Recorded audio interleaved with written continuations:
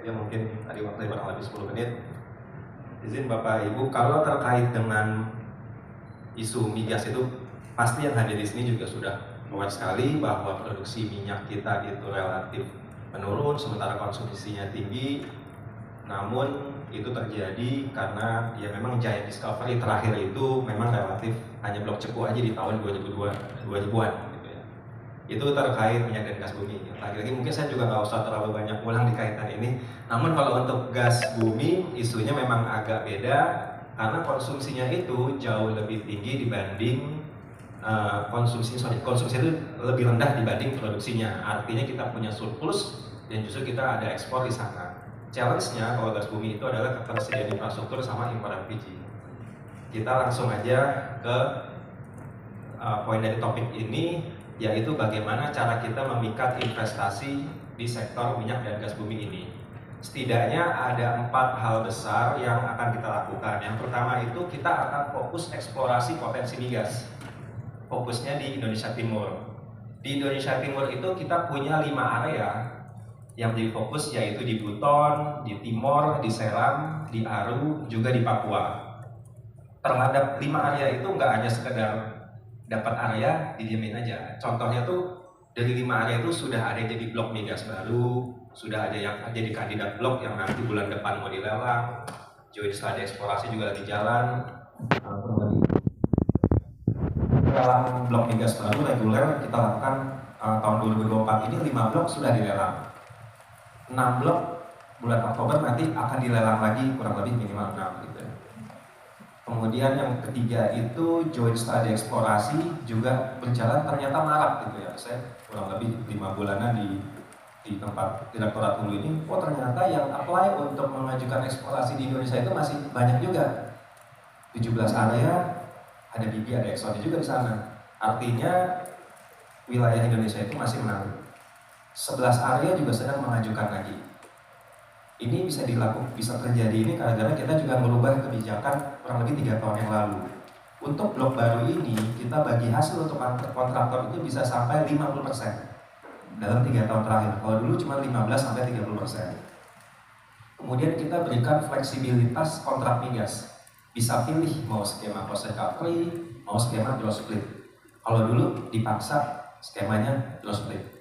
Kalau sekarang bisa pilih cost recovery maupun gross split.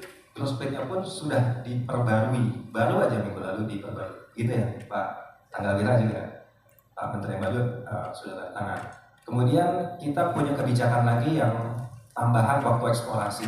Ini yang normalnya kita nyari minyak itu 10 tahun, sekarang kita kasih agak relaksasi dikit dengan tambahan waktu eksplorasi ini, sehingga peluang yang tadinya nggak dapat jadi dapat. Contohnya misalnya Geng Nord, temuan 5 TCF triliun kaki kubik di Geng Nord itu terjadi di tahun 10 lebih, kalau nggak salah tahun 12 atau 13. Artinya ini policy dari pemerintah bahwa tambahan waktu eksplorasi, kalau enggak ya mungkin pertemuan itu nggak terjadi gitu. Kemudian juga ada eksplorasi di luar wilayah kerja migas, ada lelang tanpa joint study, minimum significant bonus dan lain-lain. Dampaknya dari policy ini, dalam 3 tahun terakhir kita punya 21 blok migas baru, di mana pada 3 tahun sebelumnya itu relatif lebih rendah daripada blok ini. Ini artinya pemerintah beradaptasi, apa yang dikehendaki oleh para investor kita coba sesuaikan dengan tetap menjaga kepentingan negara yang seimbang. Kemudian apa itu bagi hasil yang menarik bagi kontraktor? Ini contoh dari 21 blok dalam 3 tahun terakhir ini, ada 18 blok migas atau 18 kontrak yang mendapatkan bagi hasil kontraktornya ya, itu 40-50%. Balik lagi, kalau dulu cuma 15-30%, ini sekarang diberikan lebih bagus. 18 kontrak dari 21 kontrak dalam 3 tahun terakhir. Artinya ini juga bentuk penyesuaian yang dilakukan oleh pemerintah untuk mencari investor dalam negeri. Nah, terhadap policy ini kita juga masih punya tabungan blok migas untuk dieksplorasi yang titik-titik sebelah kanan itu setidaknya lebih dari 60 blok migas. Ada berbagai area. Ini bukti bahwa migas kita itu peluang eksplorasinya masih menarik dan kita lakukan penyesuaian kebijakan sehingga nantinya akan lebih menarik. Sebagai gambaran lagi, kalau kita lihat, kita sekarang sebelah kiri atas itu kita punya 167 wilayah kerja migas yang eksploitasi atau produksinya ada 104, yang eksplorasinya ada 63. Cadangan kita punya 2,4 miliar barrel, kalau gas kita punya 35 BCM. Cekungan 128 cekungan, ada 68 diantaranya yang belum dieksplorasi. Ini salah satu bukti bahwa eksplorasi kita masih menarik, sehingga peluang untuk mendapatkan produksi juga masih besar meskipun ini relatif jangka panjang. Yang berikutnya, strategi kedua, kalau yang tadi pertama strategi eksplorasi potensi migas. Kalau yang kedua itu penerapan teknologi optimasi produksi. Contoh-contohnya yang sudah berjalan sekarang dalam beberapa waktu 3 bulan terakhir ini, kayak Blok Cepu, ada proyek Banyuurip infill plastik ExxonMobil, dan rencana di sumur, satu sumur sudah produksi 13.000 barrel per hari. Satu sumur lagi mungkin minggu ini atau minggu depan dapat tambahan satu sumur lagi. Yang kedua, penerapan IOR di lapangan Minas di Blok Rokan gitu. Itu sekarang untuk tahap pertama di satu area A itu akan injeksinya tuh tahun depan. Artinya sudah ada aktivitas konkret yang berjalan. Emang awalnya full scale-nya itu 2030, tetapi Pak Menteri SDM yang baru minta ada dipercepat paling lambat 2029. Yang ketiga juga kerjasama Petrocina akan masuk di Blok Rokan. Ini Pertamina pun juga menyiapkan suatu area untuk bisa kerjasama peningkatan produksi. Lagi-lagi kalau ini untuk di area yang produksinya sudah ada, tapi kita optimalisasi lagi. Kemudian yang keempat, kerjasama dengan Sinopec di 5 lapangan Pertamina. Dan untuk melakukan semua ini tentu butuh dukungan kebijakan pemerintah. Nanti yang ketiga, kebijakan ketiga, kalau yang tadi itu kita lakukan terhadap lapangan atau blok yang sudah berproduksi. Kalau ini terhadap lapangan yang idle, produksinya 0. Jadi kita keluarin Kepmen SDM terhadap lapangan idle akan dilakukan 4 hal. Yang pertama, dinilai aktivasi kembali oleh kontraktor existingnya. Dipaksa lagi kalau udah terlalu lama idle di reaktivasi. Yang kemudian dikerjasamakan dengan mitra KSO. Nah yang C ini yang menarik ini. Ini juga banyak belum banyak juga K3S yang awal juga, bahwa diusulkan untuk menjadi wilayah kerja migas baru untuk dikelola oleh K3S yang baru dan ditunjuk langsung tanpa lelang. Ini sebenarnya peluangnya bagus, tapi belum banyak yang memanfaatkan policy ini. Dan yang keempat, dikembalikan ke pemerintah lagi nanti untuk dilelang kembali, tentu setelah tanggung jawab terhadap lingkungan, sosial, dan beban lainnya itu diselesaikan dulu. Untuk melaksanakan ini kita juga sudah siapkan beberapa kebijakan, nanti kita bisa jelaskan. Dan yang terakhir, untuk memberikan investasi, baru-baru ini kita sudah terbitkan peraturan menteri dan keputusan menteri terkait kontrak migas skema gross split tapi yang baru, yang memperbaiki skema gross split yang lama. Mungkin nanti detailnya bisa dilanjut aja. Terus, dan kita juga sedang berproses dengan dukungan Kemenko Marves. Pak Oki juga dukung kita untuk penyesuaian revisi PP 27 2017 dan PP 53 terkait perpajakan kontrak migas skema cost recovery maupun skema gross split.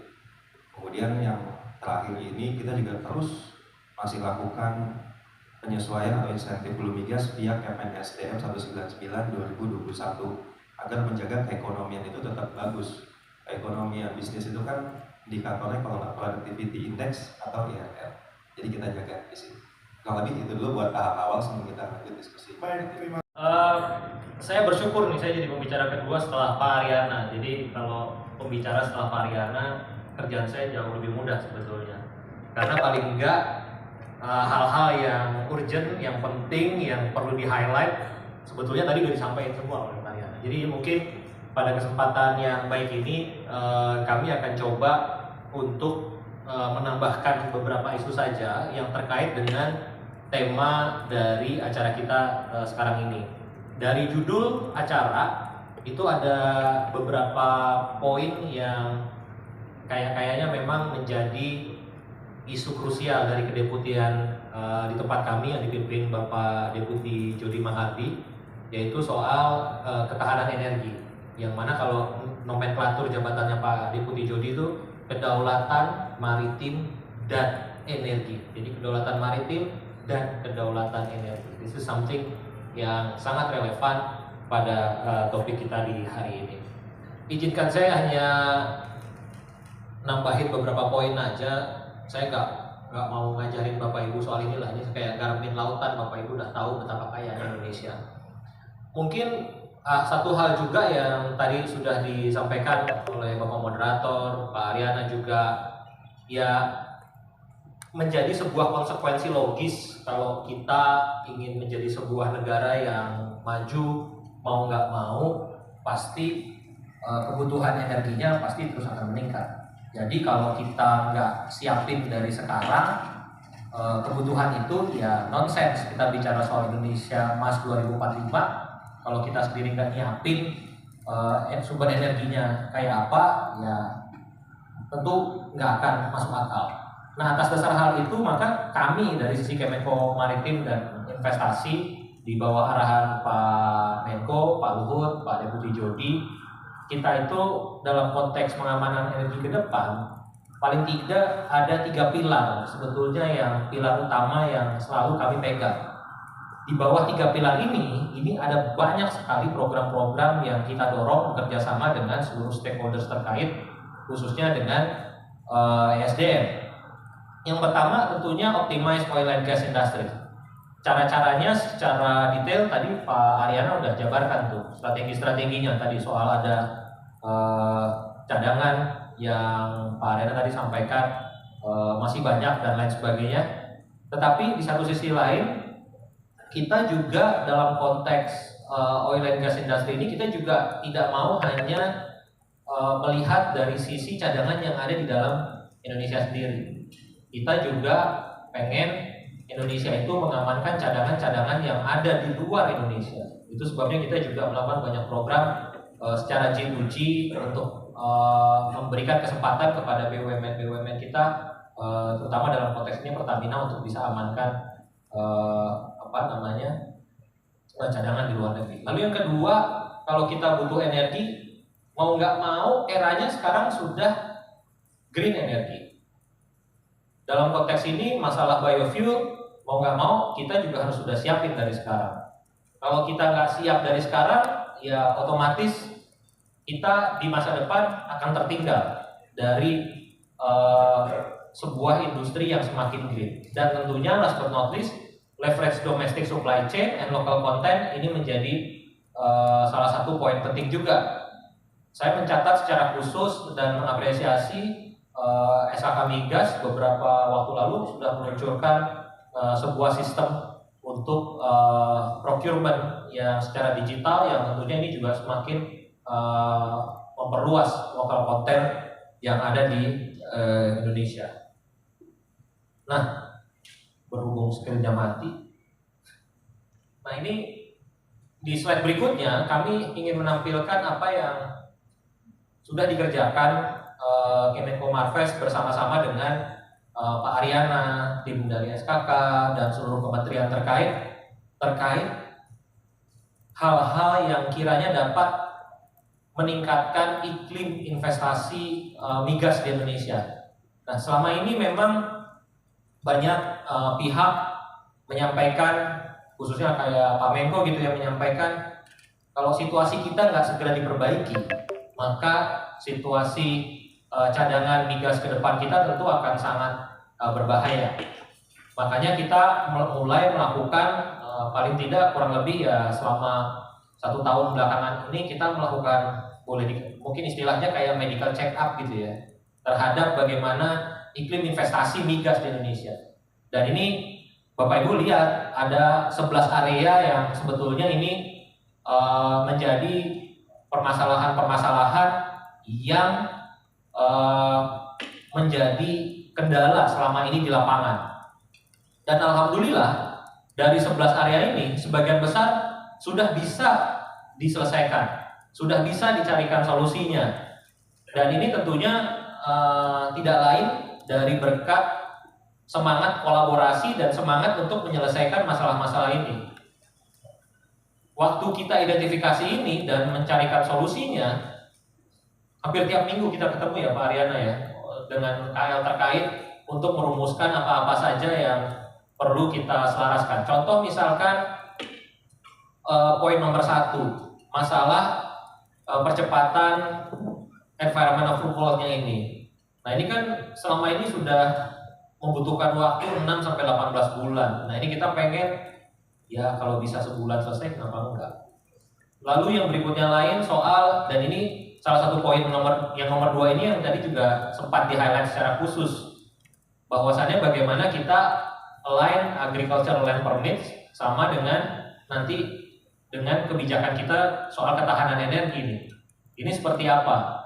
Lalu juga soal anti-illegal encroachment, lalu resolve forest compensation, accelerate area permits, lalu juga dan seterusnya sampai nanti beberapa mekanisme regulasi yang tadi yang nomor 11 tuh yang Pak Ariana sudah sempat jelaskan bagaimana kita sedang melakukan percepatan PP 27 dan PP 53. Nah ini semua ini dari list 11 ini sudah kelihatan siapa yang akan menjadi penjurunya dan solusi-solusinya apa saja itu sudah kelihatan semua, dan alhamdulillah sebagian besar ini sudah terselesaikan.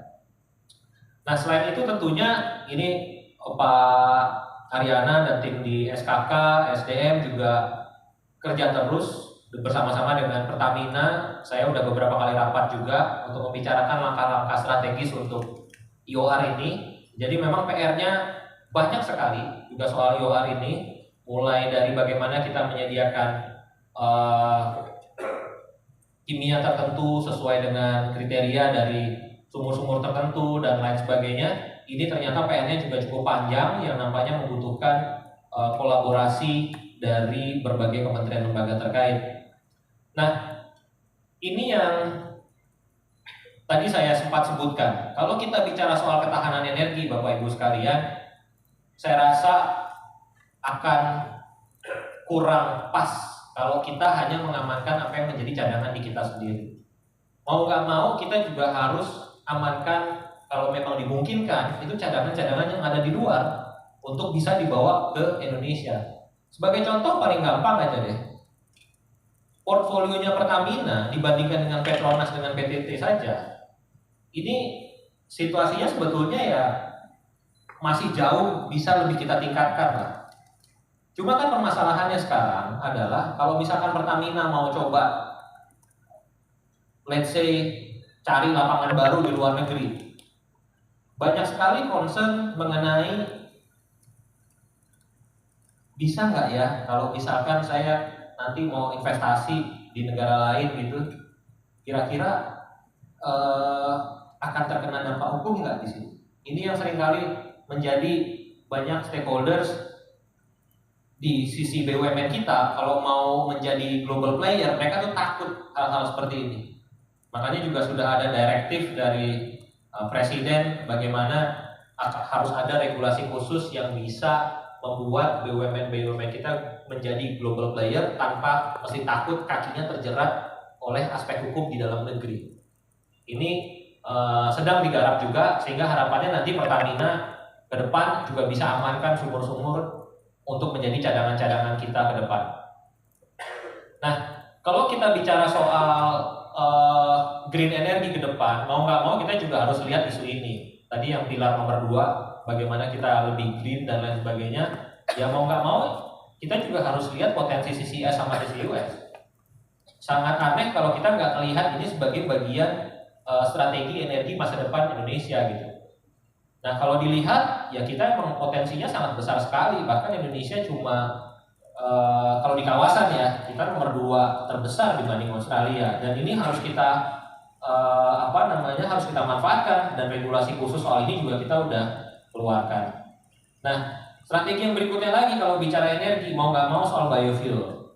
Tentunya kita sudah punya banyak pengalaman, Bapak Ibu sudah sangat mafhum biodiesel dan lain sebagainya, tetapi yang dalam konteks yang baru-baru ini bahkan baru beberapa hari lalu diluncurkan adalah kita sudah bikin roadmap dan national plan of action untuk sustainable aviation fuel. Ini baru diluncurkan beberapa hari lalu di saat pembukaan Bali International Air Show. Jadi Bapak Ibu sekalian, setelah 3 dekade Indonesia baru punya lagi International Air Show. Oke, makasih.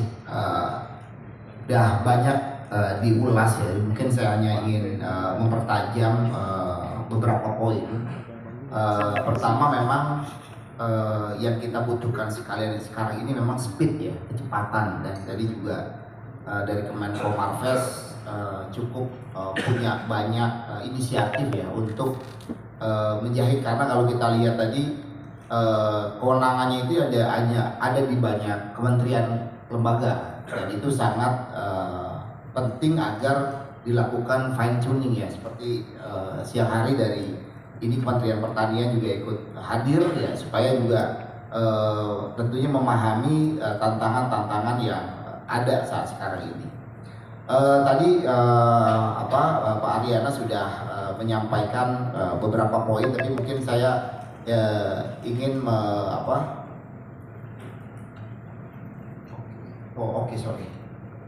ini udah dibahas juga tentunya tantangan sekarang tadi mengenai juga transisi energi, dan saya rasa memang yang sangat menarik juga adalah peningkatan daripada gas demand kita. Nah ini juga akan menciptakan banyak sekali opportunity. Tapi tentunya persoalan di hulu ini juga menyangkut situasi-situasi yang ada di hilirnya. Nah ini juga nanti mungkin perlu dielaborasi, karena penting juga bisnis di hilirnya ini bisa menarik ya. Seperti kita punya program bagaimana bisa melakukan utilisasi lapangan-lapangan gas yang mungkin dari sisi itu mungkin kecil ya, berapa gitu, tapi kita bisa buat mini LNG, mini CNG. Dan ini juga saya rasa perlu formulasi kebijakan yang tepat ya, sehingga banyak pelaku usaha bisa tertarik. Dan juga kita juga harus juga melihat situasi dalam kawasan kita. Misalnya kalau kita lihat baru-baru ini misalnya Malaysia meluncurkan kawasan ekonomi khusus juga gitu. Nah ini juga mungkin ada sahabat saya juga nih, tenaga ahli menteri bidang kelistrikan yang juga komisaris PLN Batam, Bang Rijal, nanti juga bisa menjelaskan di diskusi ini betapa pentingnya kita juga bisa menyiapkan suatu ketersediaan listrik di kawasan-kawasan industri kita juga yang tepat, dan salah satunya adalah memanfaatkan potensi gas yang kita miliki. Nah ini kalau kita lihat tadi juga mengenai CCS dan CCUS sudah dibahas, dan juga terkait LNG supply growth kita yang juga meningkat. Ini juga penting, dan mungkin di antara lainnya yang perlu kita pertajam itu adalah soal neraca gas kita. Nah ini bukan antar kementerian atau lembaga itu masih ada dispute soal sebenarnya kita ini surplus atau minus. Nah ini juga terkait kebijakan juga, apakah kita diperbolehkan impor atau seperti apa, karena butuh fleksibilitas juga dari dunia usaha, karena mungkin dari PLN beberapa kali juga meminta kebijakan untuk luasan untuk diimpor. Itu penugasannya juga perlu diperjelas, apakah itu di Pertamina atau di PLN. Hal-hal seperti itu yang perlu kita pertajam dari sisi koordinasi ya.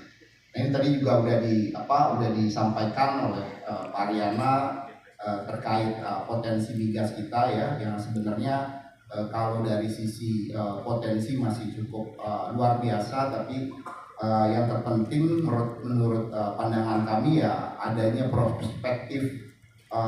prospektivitas yang baik ya, dan tadi ada fiscal term yang atraktif, lalu regulasi juga yang pasti, dan yang paling terpenting ya tentunya kepastian hukum dan keamanan. Ini menjadi sangat penting. Mungkin di Indonesia Timur, di wilayah Papua ya, kalau kita lihat potensinya sangat luar biasa, ada WK Warim dan lain sebagainya, tapi dari sisi keamanan dan kepastian investasi juga itu perlu diberikan jaminan ya untuk teman-teman, karena kalau saya lihat dari misalnya kemarin baru 2 minggu yang lalu ada China Indonesia Energy Forum ya, kelihatannya dari teman-teman di Petro China misalnya punya ketertarikan, tapi keamanan menjadi salah satu hal yang sangat penting juga.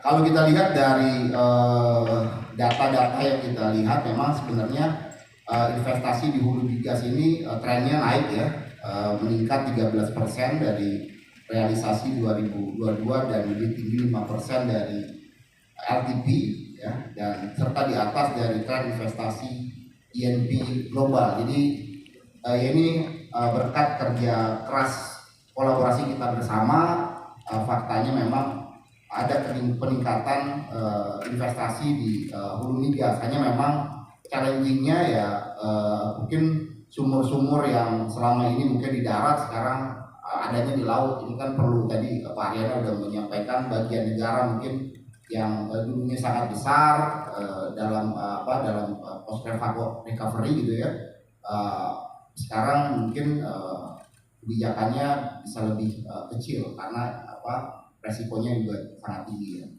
Ya, investasi 2023 ya banyak juga terkendala pengeboran sumur pengembangan ini, safety-nya, ketersediaan rig juga ini menjadi salah satu hal yang menjadi problem utama kita juga gitu. Yang perlu jadi soal TKDN juga, SKK Migas punya program untuk agar potensi investasi ini punya impact terhadap lokal kita juga, industri kita bisa tumbuh ya, pipa-pipa kita bisa produksi di dalam negeri, dan perlu ada komunikasi dan baik mid-term planning dan long-term planning sehingga industrinya bisa sesuai dengan kebutuhan daripada teknologi yang dibutuhkan oleh industri hulu migas.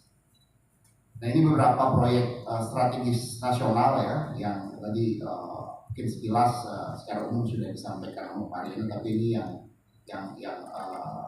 on progress sekarang ya, ada Genting Oil, Bibit Tanggung ya, Masela juga sudah on progress, Eni, dan kemarin juga kita lihat dari Mubadalah juga cukup agresif. Ini proyek strategis ya. Hulu migas tadi sudah disampaikan juga, proyek IOR ya di lapangan Minas, lalu ada Muara Bakau, Paracas, Hidayah nih Petronas yang kemarin juga Deputi Perdana Menterinya juga baru datang seminggu lalu ketemu dengan Pak Menteri SDM. Mereka punya komitmen untuk bisa mengakselerasi proyek ini, dan harapannya mungkin di tahun depan sudah bisa berproduksi. Ya, ini beberapa proyek ya yang telah on stream dari 15 proyek yang ada, dan harapannya memang bisa menambah lifting kita ya, dan memang banyaknya di gas ya, memang di minyak ini ya kita perlu mengeksplorasi lebih besar lagi sehingga kita bisa punya lapangan-lapangan yang besar juga. Nah, ini kalau kita lihat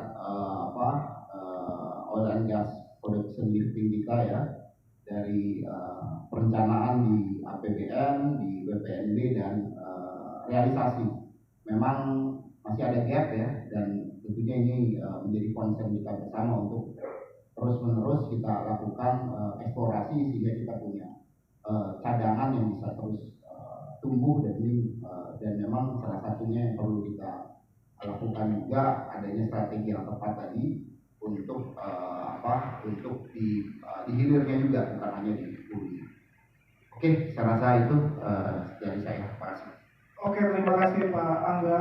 Saya minta tepuk ya, dan saya melihat juga SKK bersama Menteri SDM juga sudah punya tim ya untuk memetakan potensi-potensi yang ada, tapi itu kan masih data awalan ya, perlu lebih detail lagi ya. Untuk tadi mungkin bisa bersama kampus juga dilakukan, dan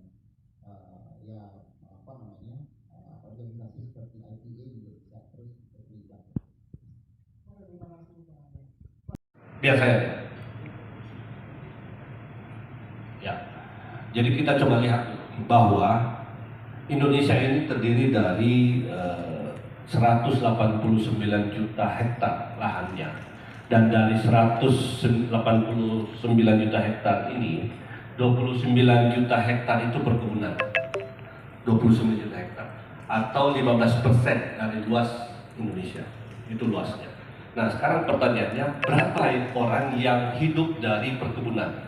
Dari data kami di sini ada 24 juta kakak. Ya. Jadi kalau dari jumlah kakak di Indonesia itu berarti ada 27% yang hidup dari perkebunan.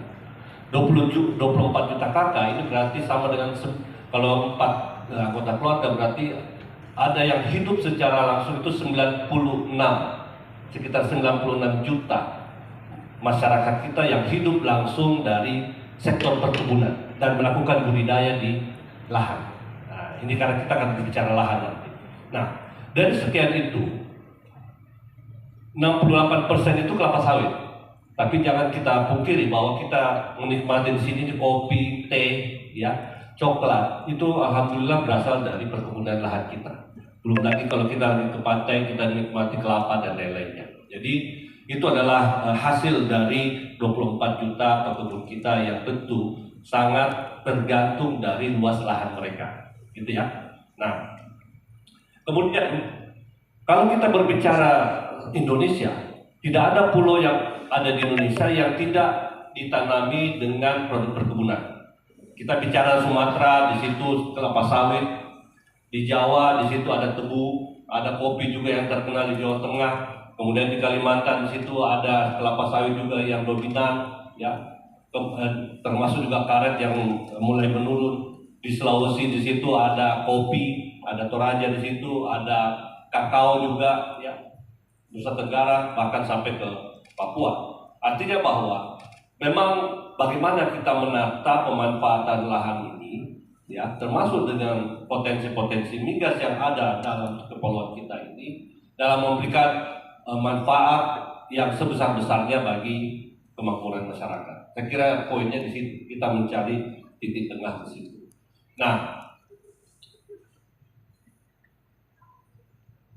kalau berbicara perkebunan, Bapak Ibu, kita telah mengalami 3 fase. Ya, 2 fase awal kita sudah menikmati, dan sekarang kalau kita berada dalam posisi sunset perkebunan kita, dalam posisi menurun. Oleh karena itu, kita bagaimana dalam posisi sekarang mencoba mengangkat kembali. Nah, inilah tantangan kita, bagaimana, karena tidak mau kita bahwa 24 juta itu akan kehilangan pekerjaannya. Ya. Oleh karena itu, salah satu strategi kita pemerintahan yang baru ke depan adalah tetap bagaimana kedaulatan pangan ini menjadi perhatian, dan Presiden terpilih sudah menekankan salah satu hal yang menjadi prioritasnya adalah ketahanan pangan. Nah, inilah yang menjadi tantangan kita, ya, terkait dengan kebetulan saya dari perkebunan, ya, akan berbicara produk perkebunan, dan di dalamnya ada rupanya terkait antara pangan dan energi. Sekarang kita lihat bagaimana kelapa sawit. Nah, Bapak Ibu, kalau di pembicaraan kami di Kementerian Pertanian, maka bertambah lagi dalam 5 tahun ke depan posisi kita dalam perkebunan ini tidak hanya pangan, kita juga harus memperhatikan bagaimana juga membantu dalam hal ketahanan energi.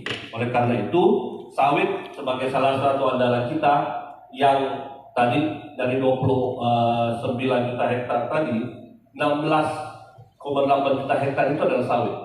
Nah, ini potensi luar biasa, ya, dan inilah yang kalau kita lihat di dalam perdagangan dunia, Indonesia itu adalah 30% dari minyak nabati dunia, dan itu berasal dari kelapa sawit kita.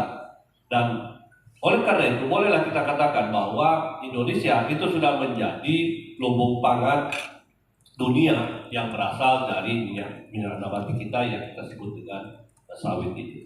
Nah, ini yang menjadi andalan kita. Tapi bagaimana dengan pertumbuhan konsumsi dalam negeri juga? Rupanya konsumsi dalam negeri juga naik. B35, B40, dan kemudian Presiden terpilih juga sudah menggaungkan bahwa dalam pemerintahan beliau akan sampai kepada B50.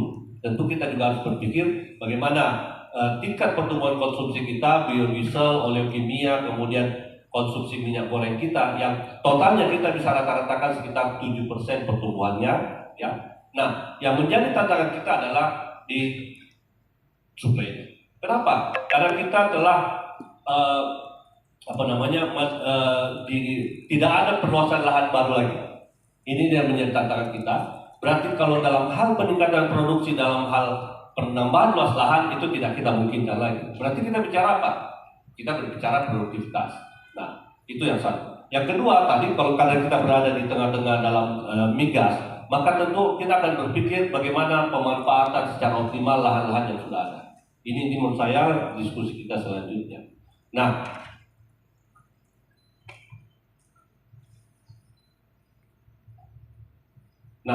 inilah kalau kira. Jadi oleh karena itu, dengan presiden terpilih kita tentu harus menyusun skenario seperti apa kalau kita menempatkan kelapa sawit sebagai bahan baku, bahan bakar nabati. Oleh karena itu, kita memiliki produksi yang 54 juta ton, yang 31 jutanya itu kita ekspor, kita ambil 5,7